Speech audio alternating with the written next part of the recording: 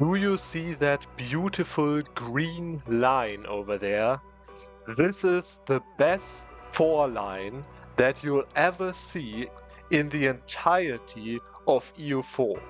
And as I'm playing as France, you could probably call that the perfect Maginot line, except that this one actually works. The reason for that is that these are not normal 4s. These are 4s that have more than 20,000 troops in garrison. But on top of that, this 20,000 troops of garrison fight like they were 60,000 troops. And even more than that, because there is also a local increase of garrison army damage from a holy order, which makes these 22,000 troops in this crazy level 6 force in 1574 fight like they were 77,000 troops. And these troops are not taking up any manpower from a manpower pool, and of course they will always fight on +3. I'm the student and I present the 4 that fights back.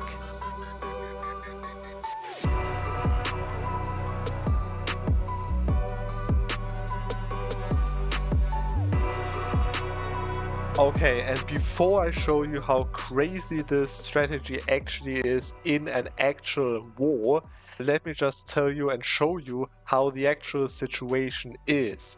Now you see I have a perfect 4 line, as I said, because these 5 4s that I have in Saluzzo and these 2 in Switzerland and then 1 in Lorraine and 1 in Antwerpen over here, right? Those 5 4s protect the entirety of the eastern border to the empire, okay? Which you can actually see if you have a look on my army view. You can see all of these provinces are controlled by 4s, then comes a wasteland, controlled by 4s, controlled by 4s. All of that up to the way where it ends up on the coastline of Antwerpen over here. So no troops can cross this 4 line. Now on top of that, these 4s are actually totally crazy. These are level 6 4s over here in these 3 provinces, even though the 6 4s would normally only be available at tech 19, whereas we are at tech 14. And then I have 2 a little bit weaker 4s, quotes and quotes, weaker of course, because these 4s over here are level 4 and level 5, because of course we all know what's the weakest point of the Maginot line, right?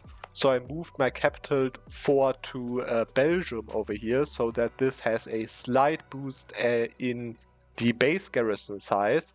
And now you can see that even though these are only on for level 4 and 5, this 4 still has 15,000 troops in garrison.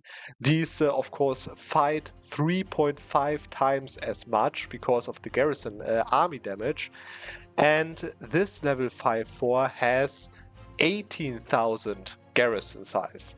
Now if you want to know how I stacked all of these modifiers, so garrison size to get an insane garrison as this case, and of course also the garrison army damage, that is at 250% increase with the local modifier. So if you want to know where all of these modifiers came from, just check out Lemon Cake channel. He uploaded a video just in the same time as this video dropped, and he's doing a modifier stacking game, so back in business for the modifier stacking master in EU4.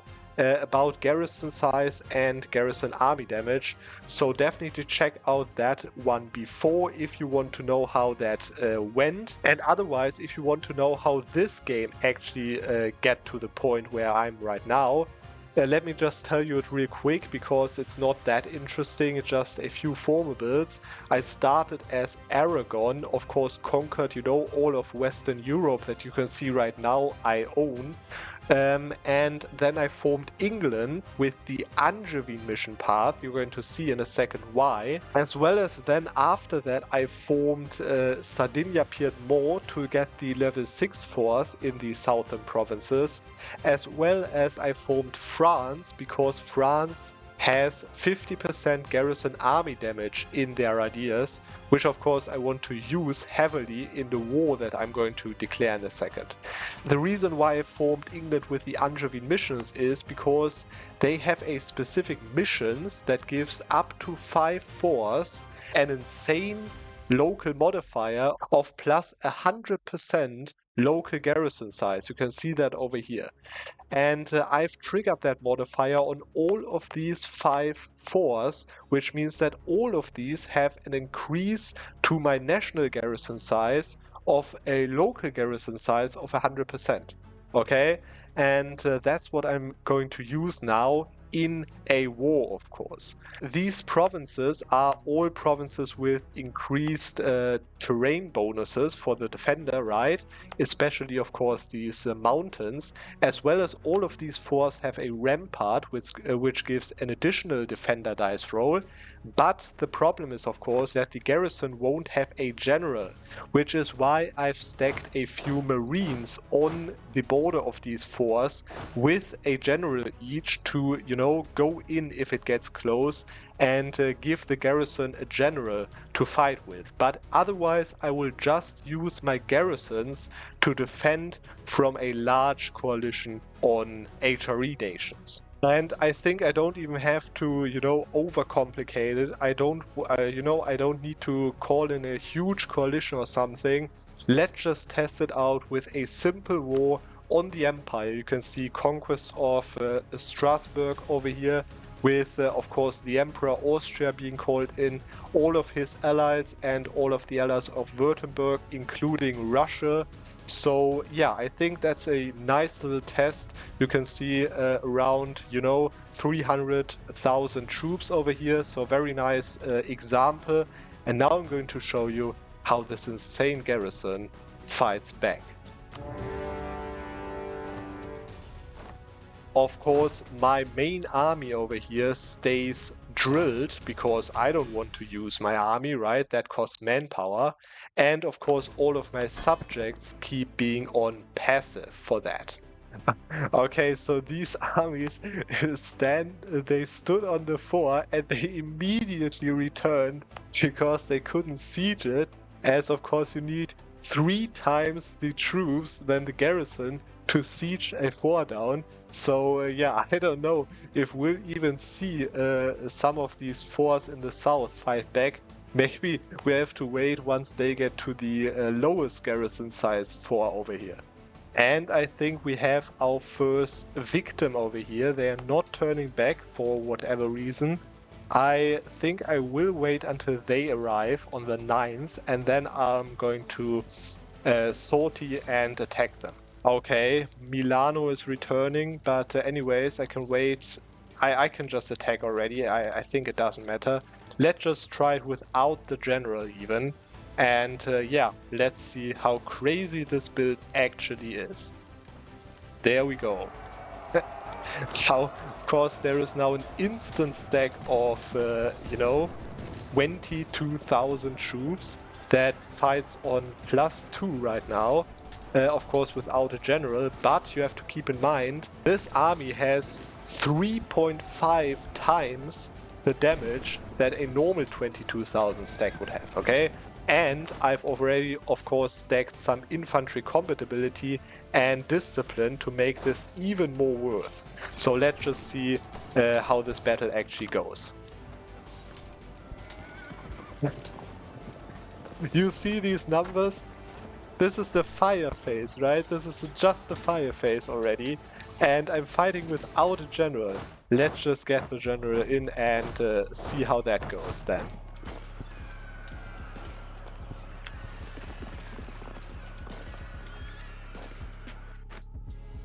Yeah, I think that's a pretty good battle over here. You can see I've lost 3,500 men or 600 men. and they've lost basically their entire army over here. I think part of that was actually for example, cavalry or something. I don't know why I've killed them completely, but whatever. But I think the next one is already on the way over here, so we'll see how that goes. And I think I should also pull my fleet out, because these guys just walked over the strait over here, so that's not good. But anyways, let's see where the next battle waits. And I think next time is actually now, even without a general. Let's see how that goes.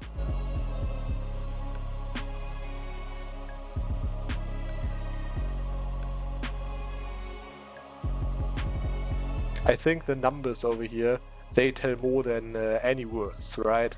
We'll have a battle over here in Loon, so this time I'm just going to sortie immediately and of course go in with the general.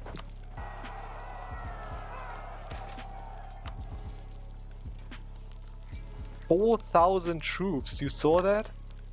Man, this is actually a stack wipe. Look at this numbers, man. This is crazy. And also the war score, by the way, which is, I don't know how that works, but I think it's because, you know, I have so few troops fighting actually that I gain so much war score from that. That's totally crazy. And I even gain army tradition from these battles without losing a single amount of manpower, right?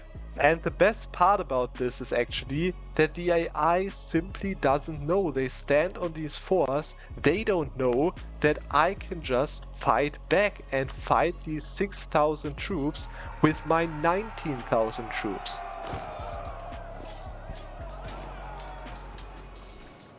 And you can even see I'm dealing more damage than morale damage could do. As you can see, the morale is, you know, still very high, but they've lost 90% of their troops already. You can see this was actually a stack wipe because I killed all the troops and not because I wiped them with low morale.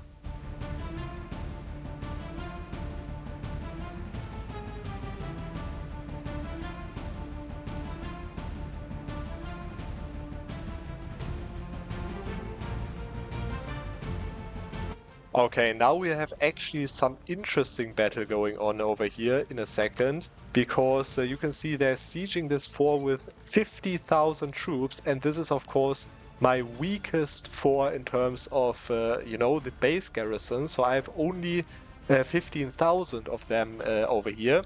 But I have my best general in the back, so I'm just going to go in with the general. And yeah, just before they arrive, I'm going to sortie, and we'll see if these 15,000 can beat the 50,000. So there we go.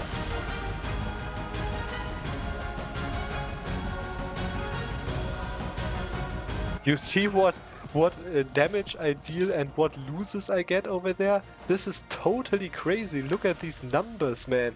I've killed 24,000 troops and lost 3,000. That's totally broken, man. And this was my weakest four. My weakest four.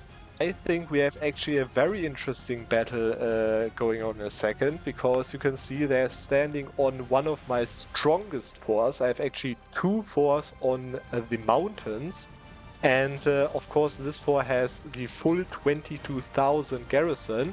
I'm pretty sure we will beat these, but these are actually almost 60,000 troops, so I think this will be a very interesting battle. So let's just see when they are out on the 15th. So I think we're going to attack on the 14th. And there we go. Let's see how it goes.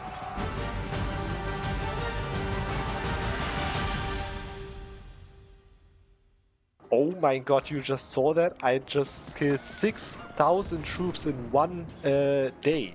Man, this is totally broken. And they're even going to reinforce that, but I don't think this will be enough. They're going to reinforce that with even more troops, you know? They had 60,000 troops in this battle when I started it. They reinforced it with 25k, and now again with 25k. So these are more than 100,000 troops that I'm fighting with this garrison right there. And you can see morale doesn't even matter because I'm just killing so many troops in this battle. They're even reinforcing that with more troops and more troops. I think slowly I'm going to lose that battle with morale actually, but I've killed so many troops already in this battle. This is totally insane. So I lost the battle, of course, so I have just a smaller garrison right now of only 9,000 troops. But you can see this battle losses over there. This is not, I'm not joking. This is literally a thing that I've never seen anywhere. This is, you can see they had what, 140,000 troops fighting against 24,000 troops, and I've lost 14,000 and they've lost more than 100,000 troops. I don't know what else I can say. This was totally worth it, stacking all of these modifiers. You should definitely try that out. Also, by the way, on top of that, this fort actually has siege phases of 73 days, and these people over there are taking 7% attrition per month, okay? Which means that this stack over here is literally losing 5,000 troops just to attrition every single month. Now, it is getting kind of close. Russia is there, by the way. Actually, they are now at the positive siege progress, so I think I now have to react to that. And I'm just going to go in on the 28th, and because they just moved like 30,000 troops away.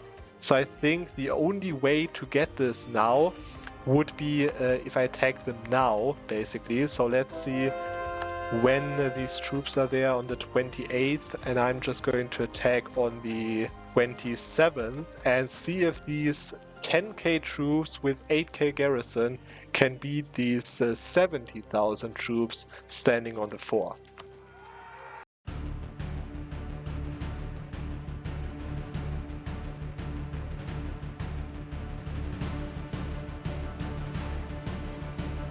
You see what I see, right? I'm literally dealing 100 times the damage in some of these phases, as you can see. This is totally broken. I'm defeating 70,000 with 8,000.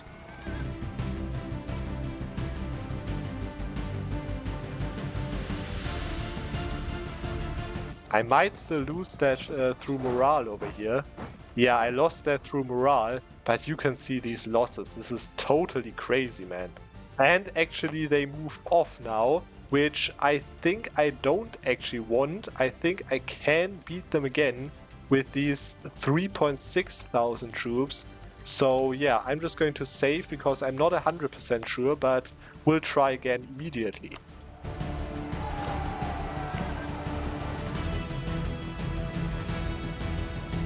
Yeah, of course, now, you know, I'm kind of losing a lot of troops because of my low troop count.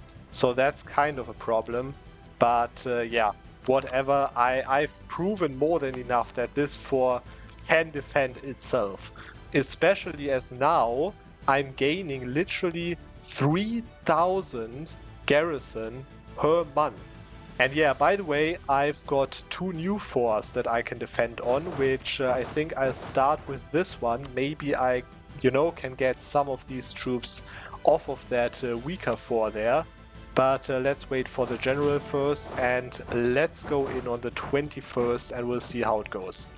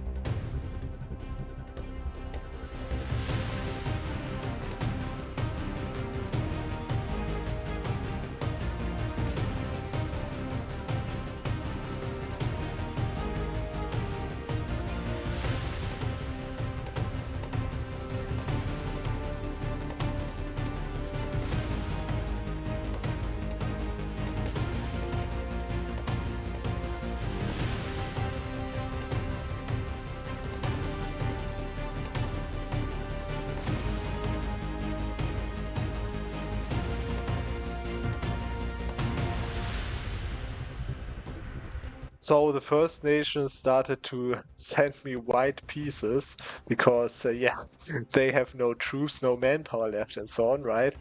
They cannot even siege this fort with 34,000 men, but yeah, why not fight back just because I can, right? There we go. And the best part is, the AI seems to not run away basically at all, because they have so high morale, they think they can win, right? And then they lose all of their troops. This is totally crazy, man. Totally crazy. How I was, of course, fighting Austria, and they burned all of their manpower. Keep in mind, they are HRE Empire, right? All of their manpower on my 4 line, on my Maginot line, and now the Ottomans attacked them, so I think this war might be over soon. Okay, I think you can see it on the top of the screen. I'm getting, you know, white piece requests from basically all of actually my war. You can see all of them are low. And you can also see that I've already killed 1.2 million troops while losing only roughly 300,000. Of course, you can see 50,000 of that is from Naples, so basically 200,000, as you can see, that I've lost. And you can see now they're just not rebuilding troops. I think they just don't have the manpower to build them, right? And so I think that this will be the last battle that I will do, and after that I'll wrap up this war and this video. So let's get into this fort on Bern, which was defended so many times by this very brave garrison over here. Let's get them out to attack one last time.